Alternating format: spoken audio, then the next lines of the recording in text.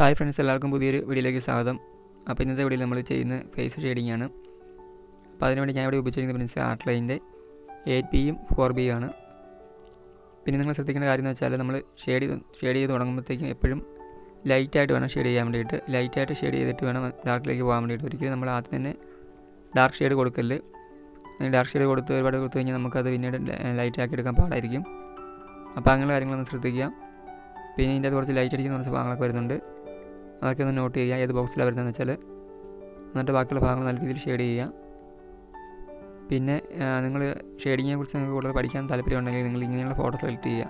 ഇപ്പോൾ ഈ ഫോട്ടോയ്ക്ക് തന്നെ ഒരുപാട് ഷെയ്ഡ് ചെയ്യാനുണ്ട്, ഒരുപാട് ഷാഡോസ് വരുന്ന ഭാഗങ്ങളുണ്ട് ഈ ഫോട്ടോയ്ക്കകത്ത്. അപ്പോൾ ഇങ്ങനെയുള്ള ഫോട്ടോസ് നിങ്ങൾ സെലക്ട് ചെയ്യുക, ശ്രദ്ധിക്കുക. പിന്നെ പെൻസിൽ നല്ല രീതിയിൽ നമ്മൾ കൺട്രോൾ ചെയ്യാൻ പഠിച്ചാൽ മാത്രമേ നമുക്ക് നല്ല രീതിയിൽ ഷെയ്ഡ് ചെയ്യാൻ പറ്റത്തുള്ളൂ. പെൻസിൽ നമ്മൾ ലൈറ്റായിട്ട് പിടിച്ച് ഷെയ്ഡ് ചെയ്യാനൊക്കെ നമ്മൾ പഠിക്കണം. അപ്പോൾ അത് അങ്ങനെ പഠിക്കണമെങ്കിൽ നമ്മൾ ഇങ്ങനെയുള്ള ഫോട്ടോ സെലക്ട് ചെയ്യാൻ മാത്രമേ നമുക്ക് പറ്റത്തുള്ളൂ.